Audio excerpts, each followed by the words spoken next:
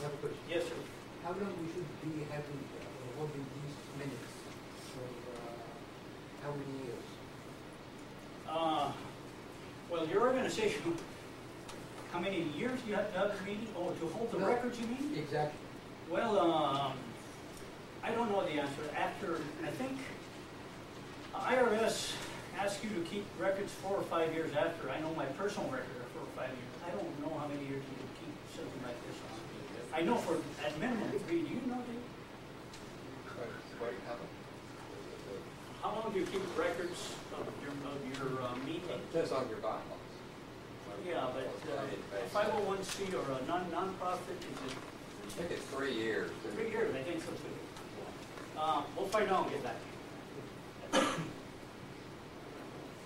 The treasurer's report. Usually is, how many of you guys have seen the treasurer's report? And the treasurer's report should have profit and loss, statement from the previous month, and accumulation someplace where it shows whether it's going up or it's going down. Brackets mean bad, and non-brackets means good. So, and the treasurer's report should be brief and simple and easy to read so that the entire group can look at it and understand it. It would also list the cash in the bank, the accounts receivables, the accounts payables that it might have, that might be having, but they're included in lump sums. They're not in very much detail. That gives you an indication of what the financial situation of the company might be. Okay? And it gives it to you on a monthly basis or on a bi-weekly basis, as often as you're requesting it according to your bylaws. And it gives you financial accountability for a systematic board review. Because this goes up and everybody looks at it. And like Humberto was saying, the people that are doing this, it might be a very good idea to have them bonded or insured in case something does go amiss. I know we have a lot of the chief financial people that I know are very credible and everything else, but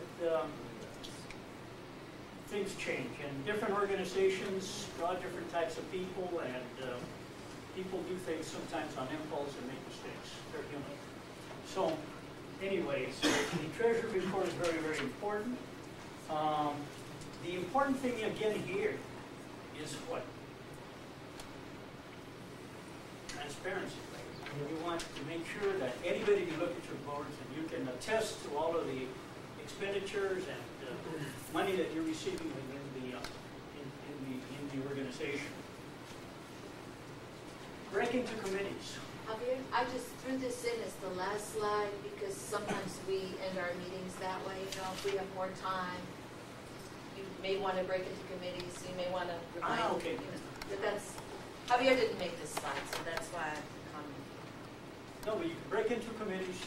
Talk about the things that you talked about after you made your motion, right? You can also, at this time, make the reminders about the next meetings. Also, you can also ask your group for any new topics or any new motions that they might have, or any recommendations that they might have. And then we can make a motion to adjourn. And somebody has to make that motion, and somebody has to second. Again, and then the meeting's adjourned. Again, here's the format. Hope that you've had a chance to pick up important things from this tonight. I didn't want to be too boring because it could be boring. A meeting's a meeting, but remember, you're leading a meeting. You control it. You have time. You've got an objective. If you're not a good leader, you're not going to be running the group. And people are going to leave you because they want to identify with somebody that is getting certain things done. That's why they're here tonight, or they're there at your meeting at that time. So it's a very important function that you have in running this this particular meeting. I wanted to say 10 things auditors that audiences love and hate. And I have a few minutes here, but when you talk, really, we're kind of out. Are we on time? I'm on my time? Okay. Then I want to thank you for your time. Could you send that to us? We could share it with the list. No, it's just 10 minutes. Oh. No, but anyway. No, but it said on the... Audiences love and hate things. What audiences hate are lectures, arrogance, insults, boasting, long-windedness. What they love is enthusiasm, entertainment, expertise, conversation, and confidence. Thank you.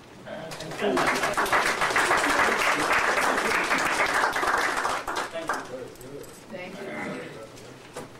To review Robert's Rules of Order, Parliamentary Procedure is another board member, David Griggs, of the Dallas Saratov sister city. Saratov is in Russia. Did I spell it right? Is that with the V, yes, Saratov? you did. Saratov, yes. And he's an attorney, and I think the ideal person to talk to us about Robert's Rules. Thank you, David. Do you need all this stuff? Javier and I laugh all the time because he and I know of an organization where each meeting lasts 4 hours. You know, there's lots of wine. There's no agenda. There's no financial report. You know, it's a 501c3. What's going to happen in 4 more years when they have to submit all those reports? You know. I'm trying to fix it, by the way. Okay. Well, good evening. Anne-Marie, are we ready to begin? I assume we're ready. Well, again, my name is David Griggs, and I'm one of the officers as well as board members of DFW International Community Alliance, and it's a pleasure to be here with you to visit about parliamentary procedure. So I want to first sort of give a disclaimer because I am certainly no expert in this.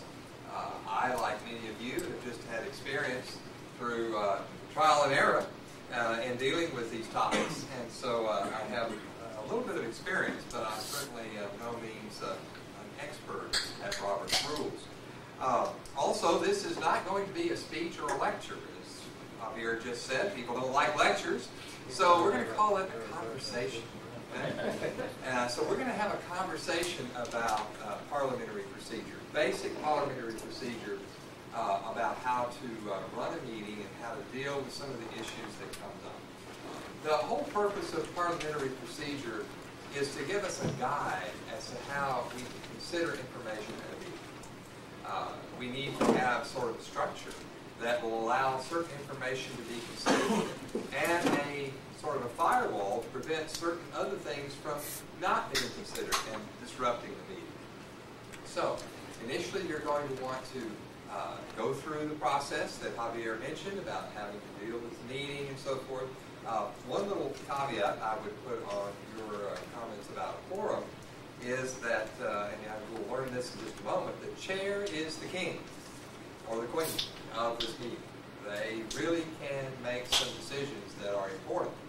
And you really do, as he said, you need a leader, someone who is not going to be bowled over or led by some disruptive person or someone with a loud mouth who wants to talk during the meeting. You want to have a structure so that that person can be contained. And you as the speaker, or rather the leader or the chair of this group, will be able to do that. The first thing that you're going to want to do is recognize a quorum. Now, your bylaws will probably tell you how many people you need for a quorum. But you as the chair can recognize a quorum regardless of how many people are there, okay? Because many times you're going to want to conduct the business. Obviously if your quorum is 40 and you have 10 people there, it's going to be obvious that you don't have a quorum. But if there's 38 people and you really need 40, the chair can recognize a quorum. Now, typically, you probably have been at meetings where that never came up. The chair was never challenged about whether there was a quorum or not. And the chair typically will recognize a quorum, that a quorum exists. And that is your prerogative, unless someone challenges that, and then you kind of have to deal with it. Many times at a meeting, particularly a large meeting, like it's a state convention or something like that, we have delegates there, toward the end of the day or toward the end of the meeting, people start leaving, and you may have had a quorum at the beginning, but by the end of the day, there's clearly not a quorum there. Not everybody can notice that. But once the quorum is recognized, the quorum is recognized. And you as the chair